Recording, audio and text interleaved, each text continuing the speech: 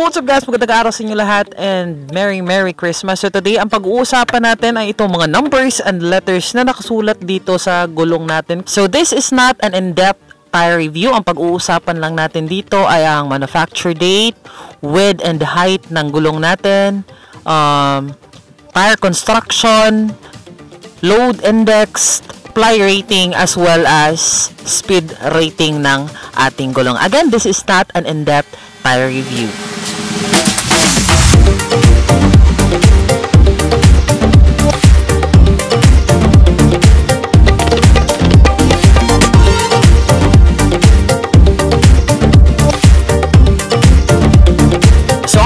Pag-uusapan ay ang tinatawag na manufacture date na makikita dito sa gulong. So most likely nakasulat siya in 4 digits. So ang first two, ito yung weeks kung kailan siya ginawa, and yung last 2 digit naman ay nag-indicate kung anong taon ginawa, which in my case, itong gulong ko ay ginawa noong 13th week of 2023.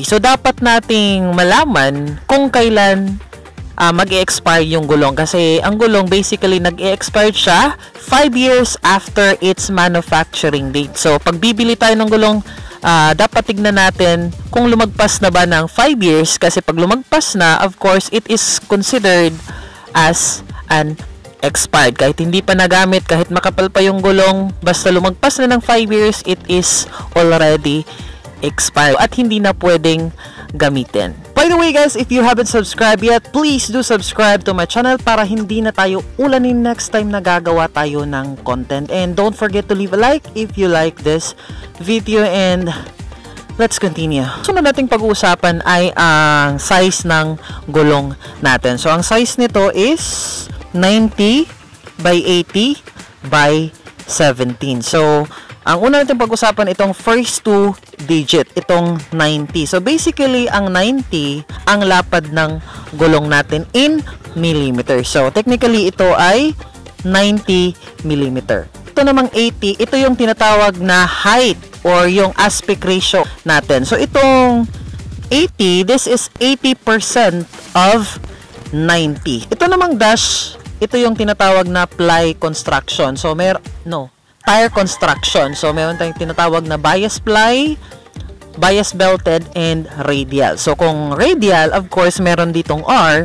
Kung bias belted naman is merong B. So, since dash ito, so ito ay bias ply construction. So, ang next 2 digit naman, which is the last one, of course, ito yung laki ng rim natin. Sa mga scooters, 14 usually. So, hindi lang manufacture date as well as size ng gulong ang nakalagay dito. So, nakalagay din dito yung ply rating, load index, as well as speed rating. So, itong gulong ko ay load range B. Ibig sabihin, yung ply rating niya is hindi siya 4-ply, pero mukha siyang 4-ply. So, correct me if I'm wrong in the comment down below. So, ang next nating pag-usapan ay itong makikita natin na 46P.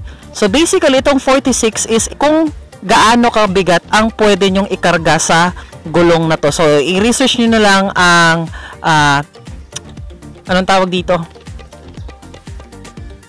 Equivalent ng 46. Itong P naman ay, ito yung tinatawag natin na speed rating. In kilometer, it is 150, and in miles per hour is only 90.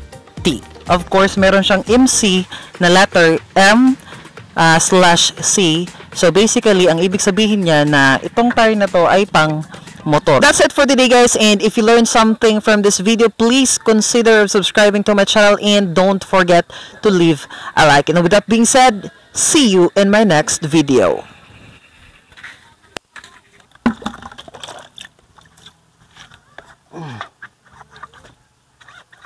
So, ayan guys, habang naghuhugas tayo ng motor, ay bigla tayong inulan. Napaka-perfect timing talaga.